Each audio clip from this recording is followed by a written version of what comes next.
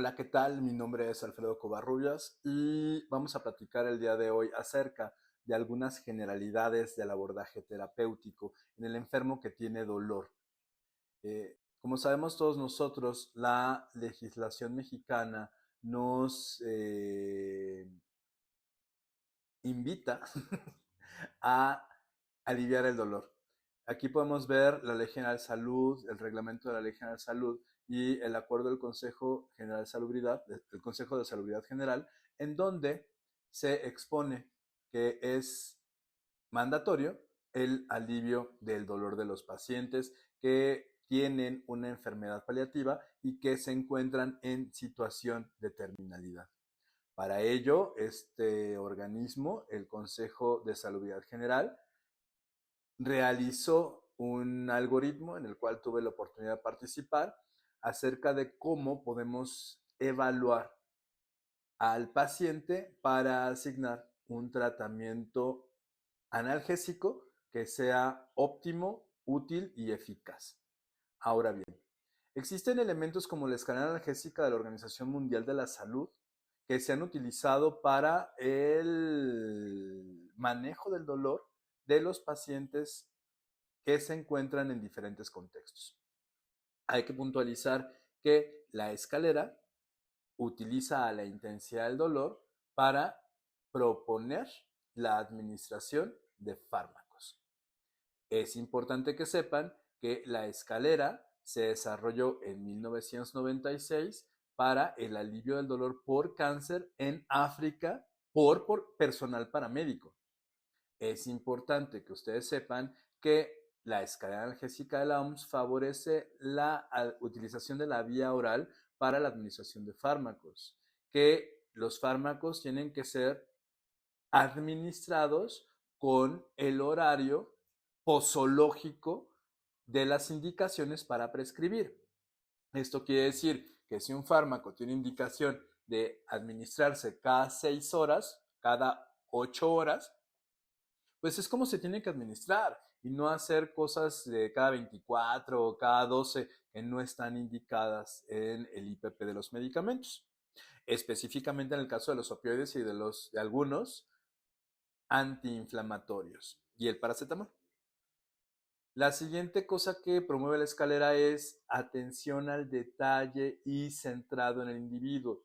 Todos los pacientes son diferentes, no hay pacientes iguales. Todos los pacientes requieren que nosotros estemos bien atentos a las potenciales interacciones farmacológicas que se pueden presentar, a los efectos adversos que puede tener el paciente con la administración de fármacos. Entonces, por eso tenemos que seleccionar muy bien a nuestros pacientes y estar muy atentos de qué es lo que está pasando.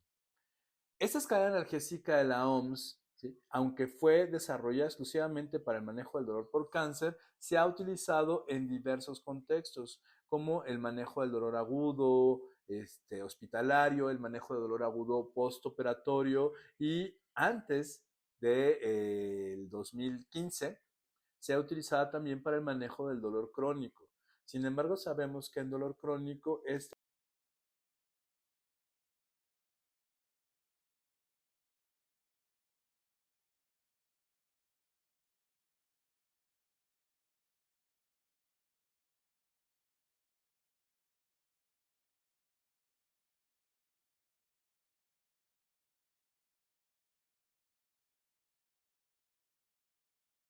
diferentes escenarios en los cuales nosotros vamos a poder abordar a nuestros pacientes.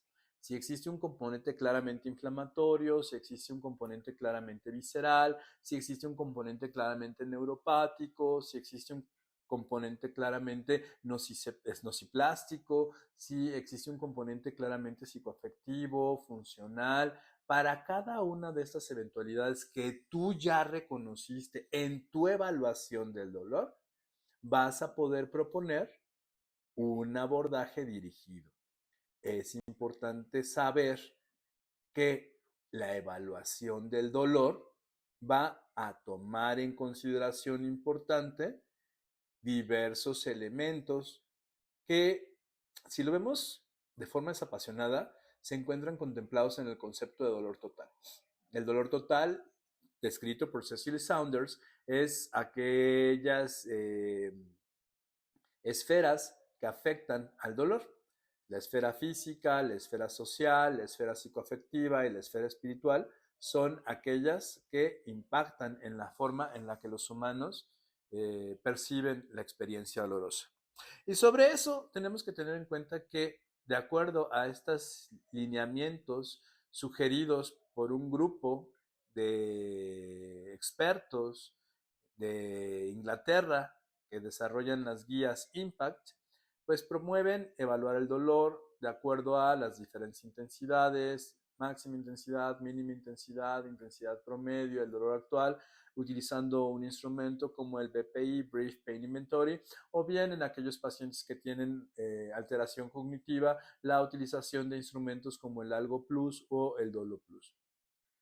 Es importante también saber que los pacientes requieren una evaluación de la funcionalidad. El BPI contiene esos elementos de intervención del dolor con actividades de la vida diaria, pero hay otras escalas como la escala de Katz, que se utiliza mucho en el contexto del enfermo geriátrico, o escalas para enfermedades claramente como la lumbalgia o la enfermedad articular degenerativa de rodilla o de cadera, que utilizan estas escalas Oswestry de funcionalidad.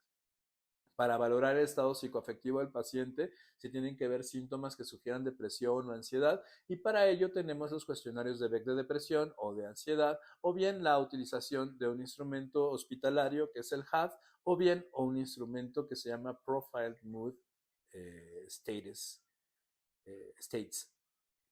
Ahora, es importante saber también cómo se percibe el enfermo, si hay o no sensación de minusvalía, si hay o no sensación de discapacidad importante, y para ello se utilizan también instrumentos.